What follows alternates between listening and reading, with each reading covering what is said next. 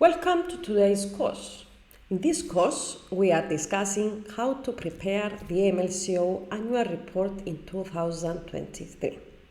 Within this workshop, we are explaining in our live presentation the self-study material on how to prepare your own AMLCO report, findings from our own assessment, from our own knowledge. We share it with you in order to equip you with the relevant knowledge. We also have self-study material, test questions, and of course a certification of continuous professional development. The contents of this workshop will be introduction to the AMLCO annual report. We will make reference to the CySEC circular of the findings of the regulator assessment on AMLCO annual reports. And then we actually provide from our experience and CySEC guidance how you can create an AMLCO report, the structure of the report, and how to actually create a solid and compliant report. So we go through the executive summary, company information, regulatory framework, AML department, the inspections, desk-based and on-site of the AML compliance officer, reporting, monitoring, and communication.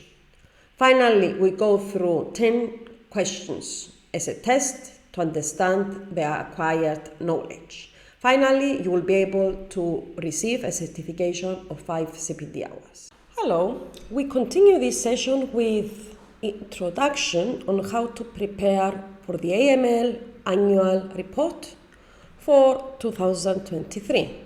Within this first section, I will say, we are going to discuss the obligation, the purpose and significance of doing this report, the timeline and reference period that we have for creating it, submissions to the board of directors, and the importance of them, the role of the board essentially within this report, the meeting minutes that we need to create, submission to the regulator, and the contents of the report.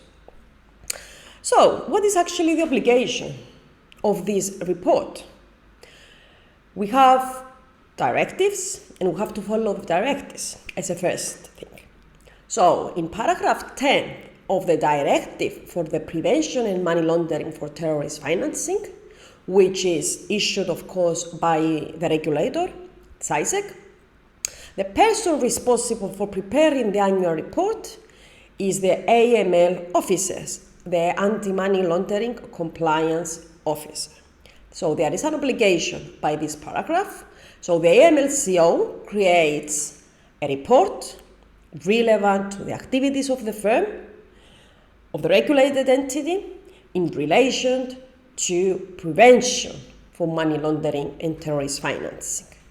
So, the purpose of doing that, of course, is to inform the ultimate responsible people, the board of directors, for the effectiveness of the policies, the practices, the measures, procedures and controls the company took in order to prevent money laundering and terrorist finance, and of course, for the year of reference. So, we are actually creating a report referencing the whole year, how the firm did, the activities of the firm, how we did, what the actions we did with the policies. Were any updates in the regulations? Have we updated them? Is this still pending? If there is still a deficiency, the practices we follow. What are the procedures we do? Measures taken for deficiencies, improvements on our procedures, and controls, of course, we take to mitigate risks we are facing. So, this report is creating to inform the board of directors for the measures to be decided for improvement or correction, of course, for any weaknesses that the AMLCO identified, and we have to set an implementation time frame to ensure compliance. So, in other words, here we have the AMLCO identifying issues, informing the board of directors of what have we done within this year, and proposing rectifications. And the board of directors, you will see later, has to decide on this implementation time frame. And of course, ensure that this time frame is actually happening. We continue our sections and our course with the AMLCO Annual Report now, the content. And we start from the executive summary. This is one of the most important, I will say, and this is the start, where we start the report. Now, I suggest you complete this section last, because in this section you will see that you have to summarize what you say in the report itself. But this section has to come first in the report. So you can create the skeleton, but complete it once you complete the rest information of the report. Okay? I hope it makes sense. So we are discussing here the characteristics of this section, the structure, findings, and recommendations. Now, repeating, we are discussing executive summary, and in the next sections of the report of the course, we are going to discuss all the other sections listed here. But we start executive summary. But as I said, when you prepare your report, leave this last. Now, characteristics. We have to consider that the executive report is an integral part of the report. It is a must.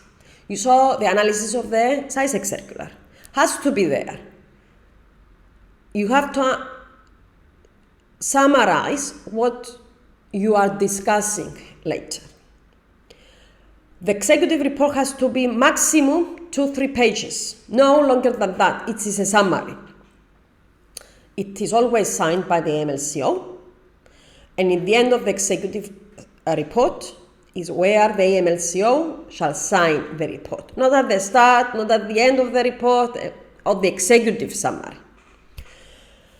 The report discusses, the executive summary section discusses the most significant findings and recommendations of the AMLCO throughout the year.